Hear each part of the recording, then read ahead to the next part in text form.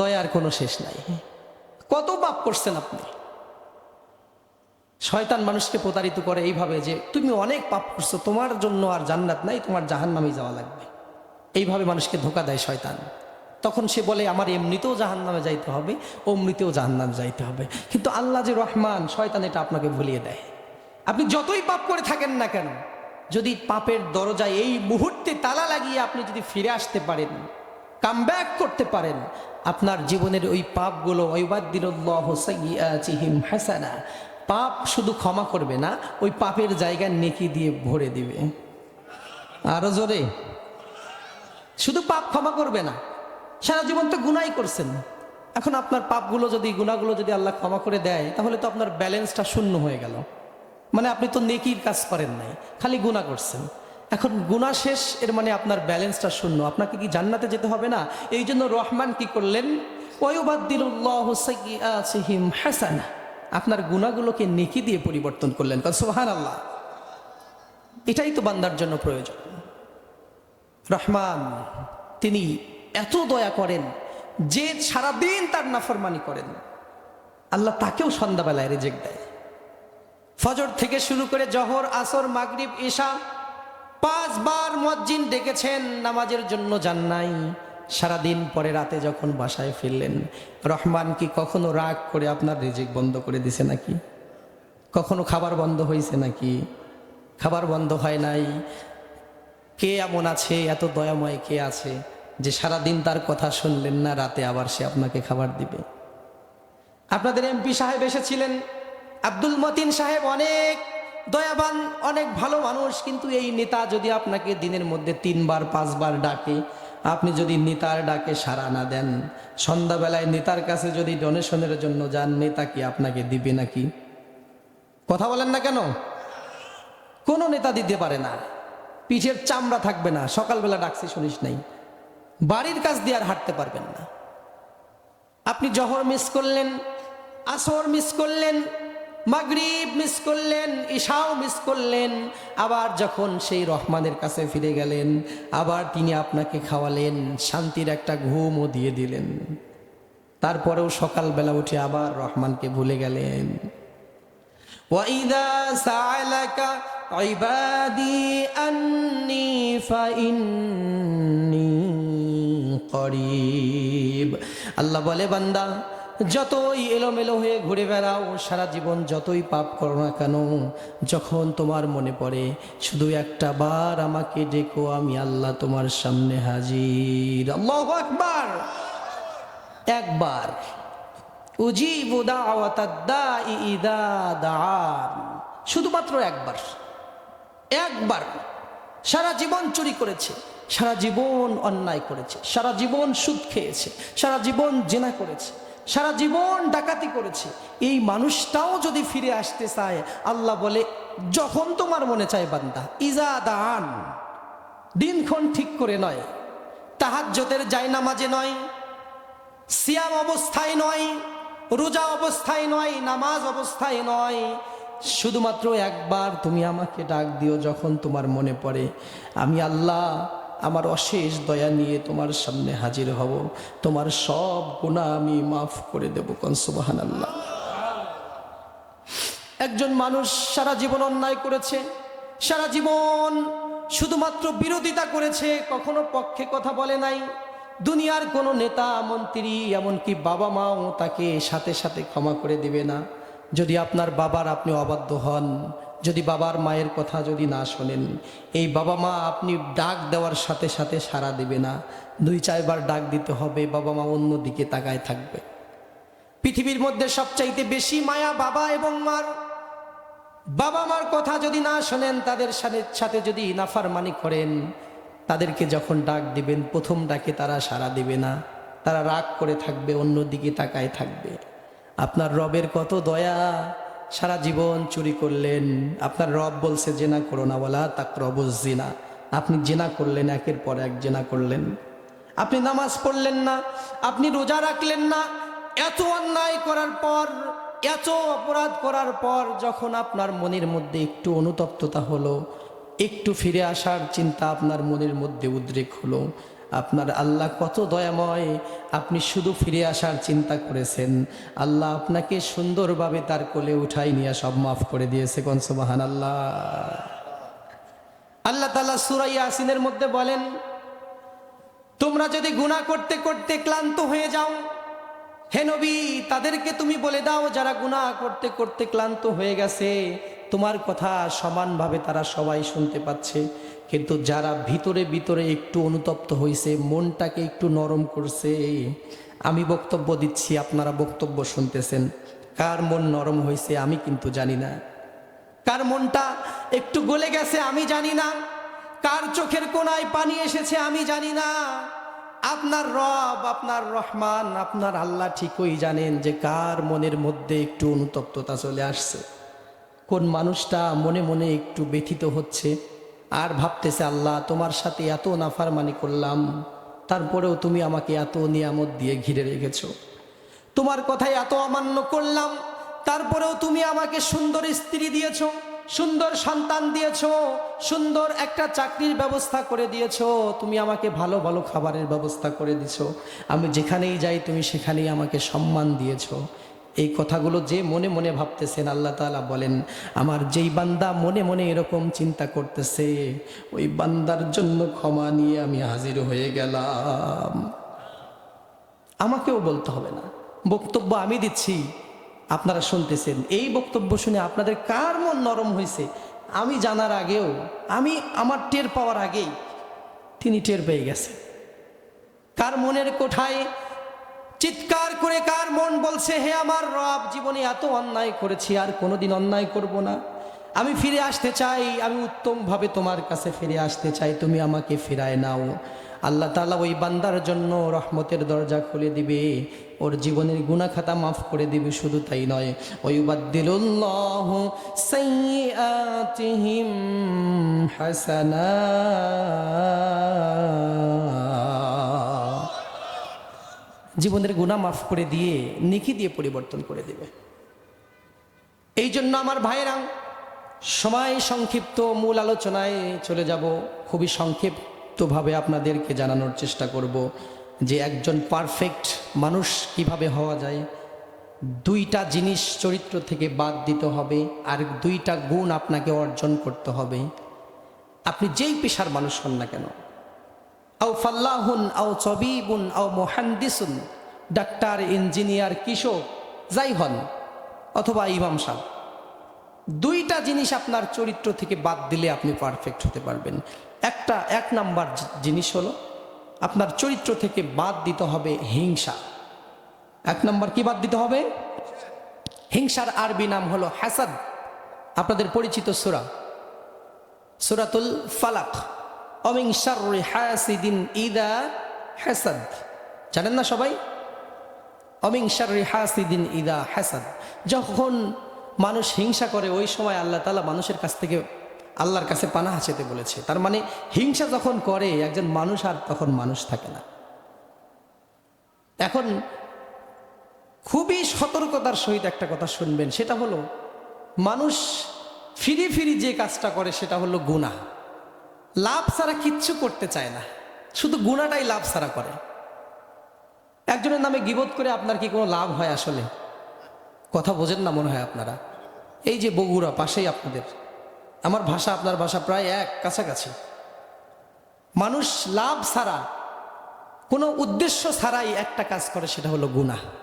আপনি একজনকে হিংসা করতেছেন, হিংসা করে আপনার দুনিয়াতেও কোনো লাভ হচ্ছে না, আবার আখিরাতে মনে হয় সওয়াব জমা হচ্ছে নাকি? সওয়াব জমা হচ্ছে না, তাহলে কেন করেন? মনটাকে প্রশ্ন করেন। এখন হিংসা আপনার চরিত্রে আছে কিনা নাই, এটা হলো হাসাদ শব্দের আরবি শব্দ। এই শব্দের একটা অর্থ হলো খোঁচা মারা। মানে আমরা যে এক জায়গায় চুলকাচ্ছে, এই জায়গায় আমরা কি করি? খোঁচাই, এরকম চুলকাই। তো আপনার একজনের ভালো দেখে আপনার মনের মধ্যে যদি এরকম চুলকায় বা খোঁচায়, ওইটা হবে, তাহার মানে আপনার হিংসা আছে। যদি না হয়, একজনের ভালো দেখে এরকম যদি আপনার না হয়, তাহলে ভাববেন আপনার হিংসা নাই।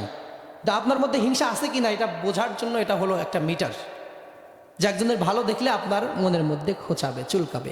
হাসাদ এই শব্দের একটা বাংলা অর্থই এরকম হয়, এর মানে খোঁচা মারা, আঁচড় কাটা, চিমটি কাটা, এটা একটা বাংলা অর্থ হয় গ্রামার থেকে। তাহলে যদি আপনার মনের মধ্যে চিমটি কাটে তাহলে আপনি মনে করবেন যে আপনার হিংসা আছে। আল্লাহ তাআলা বললেন, আম ইয়াহসুদুনান নাসা আলা মা আতাহুমুল্লাহ আলা মা আতাহুমুল্লাহু মিন ফাদলিহি। আল্লাহ তাআলা বললেন, আমি আমার রহমত থেকে, আমার দয়া থেকে, আমার ভান্ডার থেকে, আমার খাজানা থেকে আমার বান্দাকে একটা জিনিস দিয়েছি, এতে তোমার এত জ্বলে কেন? আল্লাহ একজনকে সুন্দর চেহারা দিয়েছে, একজনকে অনেক টাকা দিয়েছে, এইটা কে দিছে? আপনার কাছ থেকে নিয়ে দিছে নাকি? আমার কাছ থেকে নিয়ে দিছে? আপনি যদি হিংসা করেন তাহলে অর্থটা এরকম দাঁড়ালো যে আপনার কাছ থেকে নিয়ে তাকে মনে হয় দিছে। আল্লাহ বলছে, আম ইয়াহসুদুনান নাস আলা মা আতাহুমুল্লাহু মিন ফাদলি, আমি আমার করুণা থেকে, আমার দয়া থেকে আমার বান্দাকে দিয়েছি, তোমার কাছ থেকে ধার করে নিয়ে দেই নাই। যদি তোমার লাগে তুমিও আমার কাছে চাও, ওকে নিয়ে কেন হিংসা করছো? ওকে যিনি দিয়েছেন আপনাকেও তিনি দিতে পারেন কি পারেন না? আল্লাহ একজনকে দিয়েছে, আপনাকেও তো দিতে পারে, আপনার লাগলে আপনিও চান, আপনি কেন তারটা নিয়ে হিংসা করবেন? তাহলে আপনি প্রথম নাম্বার কথা, চরিত্র থেকে বাদ দিবেন কি? দুইটা জিনিস ছাড়তে হবে আর দুইটা জিনিস অর্জন করতে হবে। সংক্ষেপে বলতেছি কিন্তু, এক নাম্বার ছাড়তে হবে কি? হিংসা। যদি আপনি পারফেক্ট মানুষ হতে চান, জান্নাতি মানুষ হতে চান, এগুলো ছাড়তেই হবে।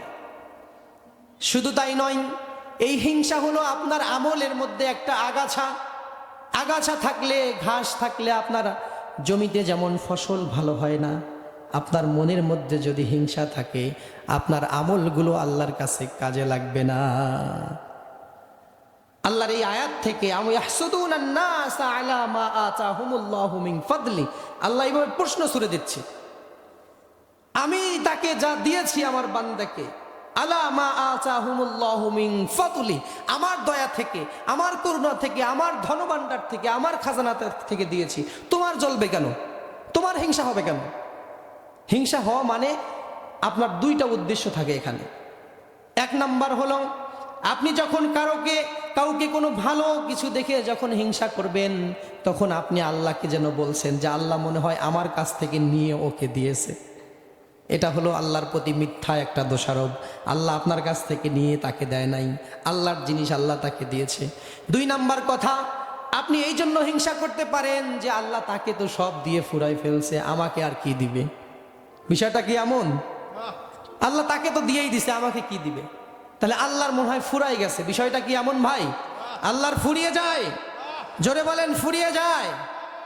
আল্লাহর ফুরিয়ে যায় না। তাহলে আপনি হিংসা কেন করবেন? একজন ভাইয়ের ভালো চাকরি হয়েছে, আপনিও আল্লাহকে বলেন, আল্লাহ আমার ভাইকে ভালো চাকরি দিছেন, ওর চাকরিটা যেন থাকে, ওর চাকরিটা যেন ভালোভাবে করতে পারে, ওকে আপনি প্রমোশন দেন, সেই সাথে আমাকেও দেন, আমাকে আপনি তার চেয়ে বড়টা দেন। আপনি এইভাবেও দোয়া করতে পারেন, কিন্তু ওর কারণে আপনি হিংসা করবেন না কখনো। আল্লাহ তো অনেক আছে, আল্লাহ তাকে দিয়েছে, আপনাকেও দিতে পারে, সমস্যা নাই তো।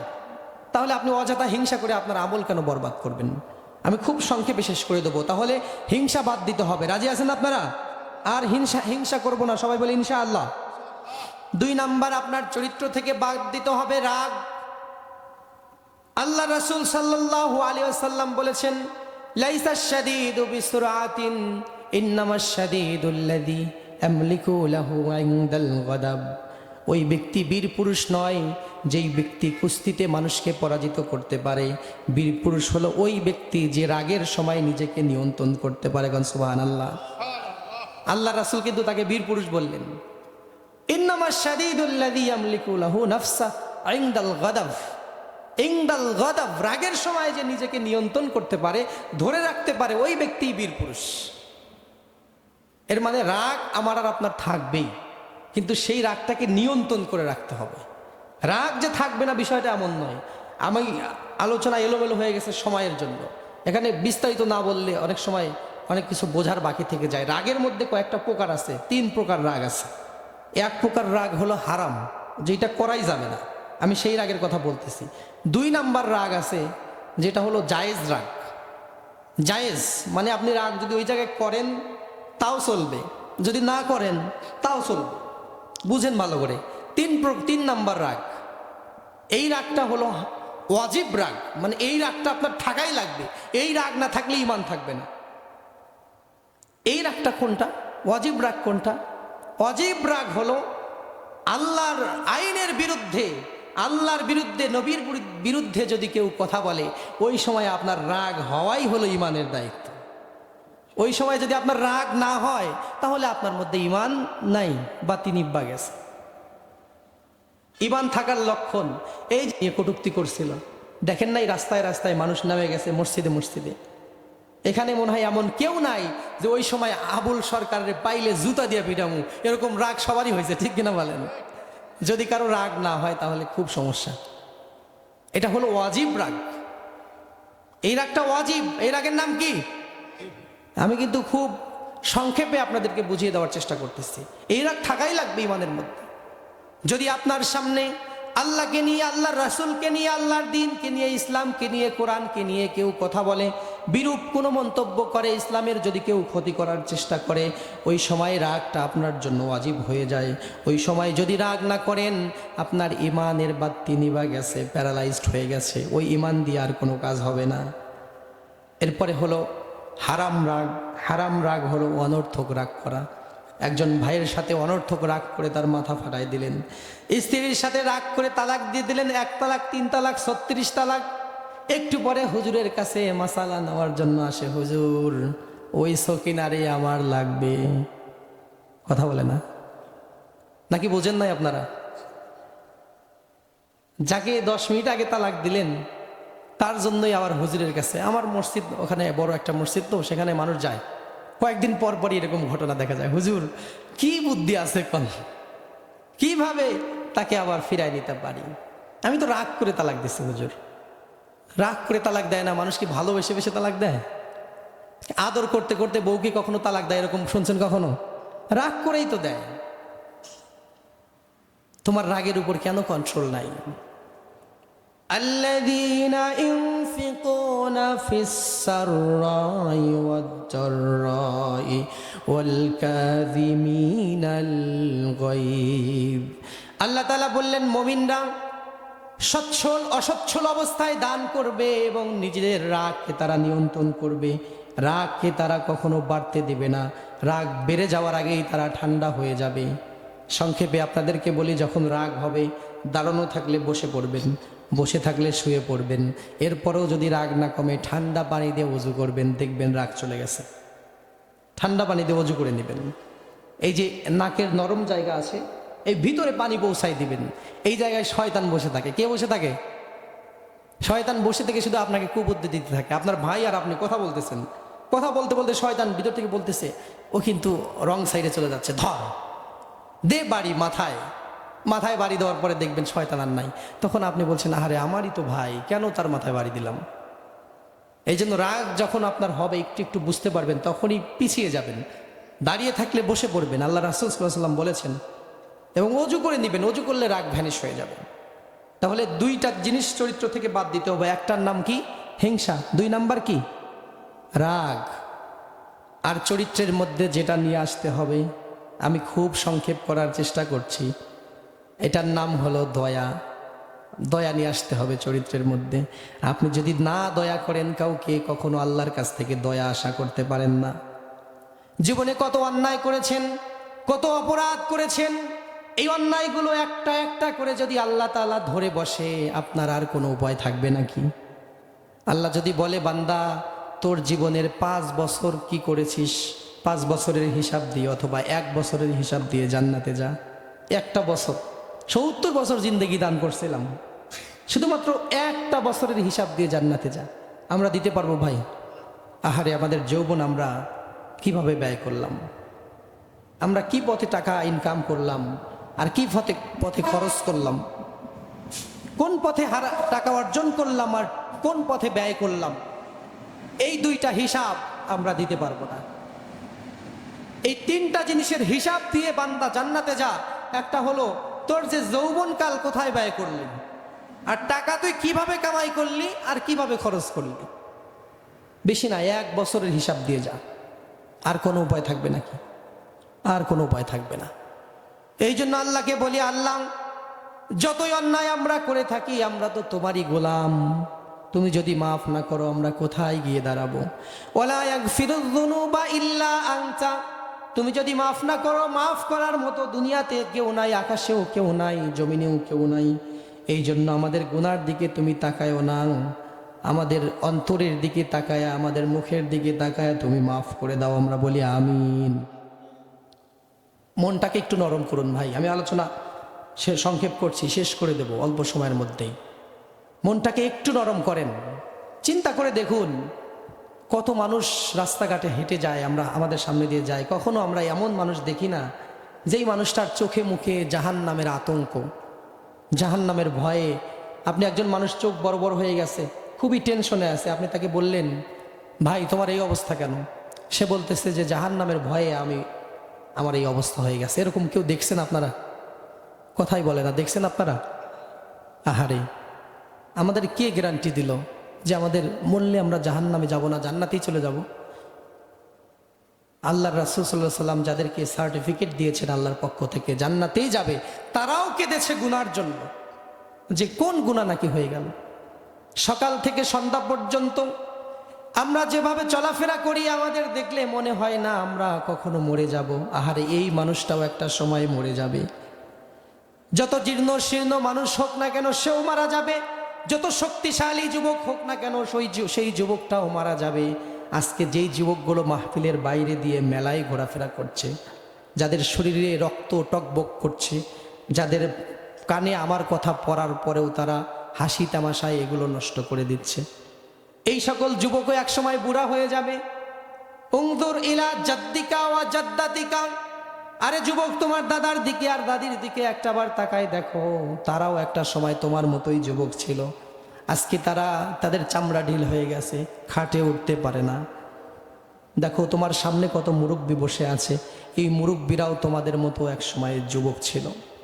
এদেরও সুন্দর সুন্দর দাঁত ছিল, এদের সাদা দাড়িগুলো কালো ছিল, এদের চেহারা আকর্ষণীয় ছিল, রাস্তা দিয়ে হেঁটে যেতে এদের দিকেও মানুষ তাকায় থাকতো। আজকে তুমি যেটা নিয়ে গর্ব করো, এই জিনিস সবগুলোই আল্লাহ তাদেরকেও দিয়েছিলেন। তাদের কাছ থেকে নিয়ামতগুলো আস্তে আস্তে আস্তে আস্তে ছিনাই নিয়েছেন। আজকে তারা এমন অবস্থা, খাটে পর্যন্ত উঠতে পারে না, একজন ধরে তুলে দিতে হয়। আল্লাহর কসম করে বলছি যুবক, তুমি যদি একটু চিন্তা না করো, ওই সময় তোমার চলে আসবে, তখন আফসোস করা ছাড়া আর কোনো উপায় থাকবে না। তুমি এখনই ফিরে আসো, আল্লাহ তোমার জন্য অপেক্ষায় আছেন। আল্লাহ যখন তুমি ফিরবে তখনই তোমাকে মাফ করে দিবে, যখন তুমি ফিরবে তখনই তোমাকে রহমতের কোলে উঠাই নিবে, যখনই তুমি ফিরবে তখনই ওমরের মতো করে, খাত্তাবের বেটা ওমরের মতো করে তোমাকে কবুল করে নিবে। যখনই তুমি আল্লাহর কাছে ফিরবে তখনই তোমাকে জান্নাতে হিসাবে আল্লাহ কবুল করে নিবে। কোন সুবহানাল্লাহ। ফিরে আসো আমার ভাই, ফিরে আসো। তোমার মতো যুবক ছিল আনসার যুবকগুলো। আল্লাহ রাসূল জাহান্নামের আয়াত তেলাওয়াত করতেছেন, কয়েকটা বিষয় জাহান্নামের বিষয় কথা বলার পর আল্লাহর রাসূল সাল্লাল্লাহু আলাইহি সাল্লামের দিকে তাকায় থাকা ওই যুবক কান্না শুরু করে দিয়েছে। এরকম মজলিসে আল্লাহর রাসূল জাহান্নামের আয়াত তেলাওয়াত করতেছেন আর সে শুধু কাঁদতেছেন। কাঁদতে কাঁদতে অস্থির হয়ে গেল। মানুষ তাকে বাড়িতে নিয়ে গেল, বাড়িতে যাওয়ার পর বিছানায় পড়ে গেল, অসুস্থ হয়ে গেল, শুধুমাত্র জাহান্নামের ভয়ে। জাহান্নামের কথা আল্লাহ রাসূল সাল্লাল্লাহু আলাইহি ওয়াসাল্লাম বলেছেন, এই ভয়ে সে আতঙ্কিত হয়ে তার অবস্থা এমন হয়ে গেল, সে বিছানায় পড়ে গেল। এরপরে কয়েকদিন পর সে আর জামাতে নামাজ পড়তে পারে না।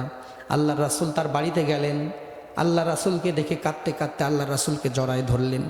জড়িয়ে ধরার সাথে সাথে কিছুক্ষণের মধ্যে তার হাত পাগুলো ঠান্ডা হয়ে গেল।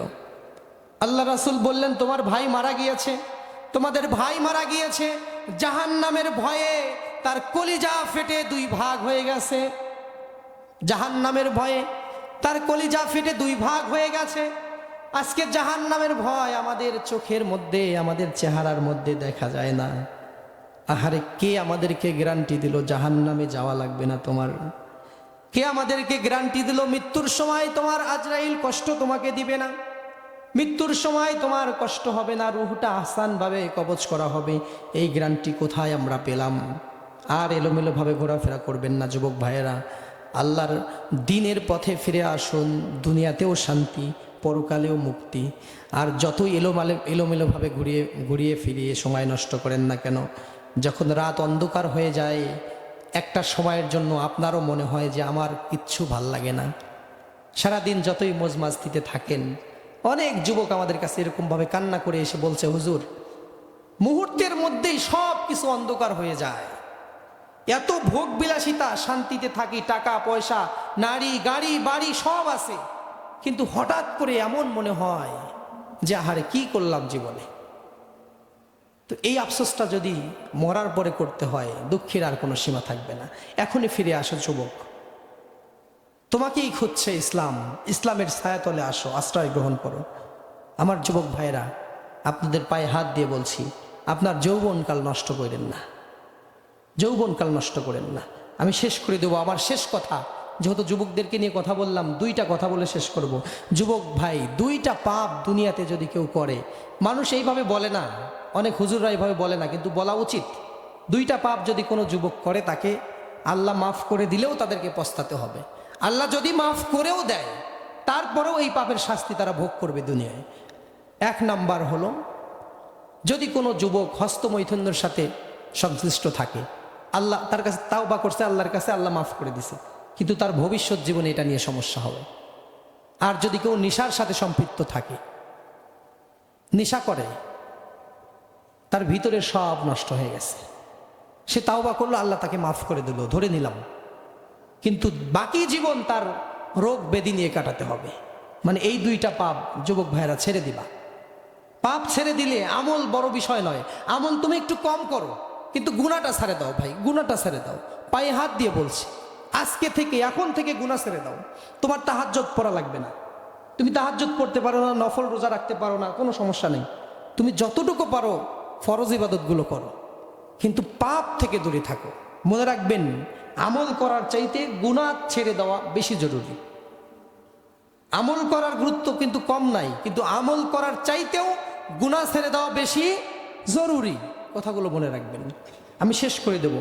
এখন আপনাদেরকে অনুরোধ করব, এই মসজিদ, এই প্রতিষ্ঠান আমার নাকি আপনাদের? কথা বলেন নাই, আমাদের। যারা কথা বলেন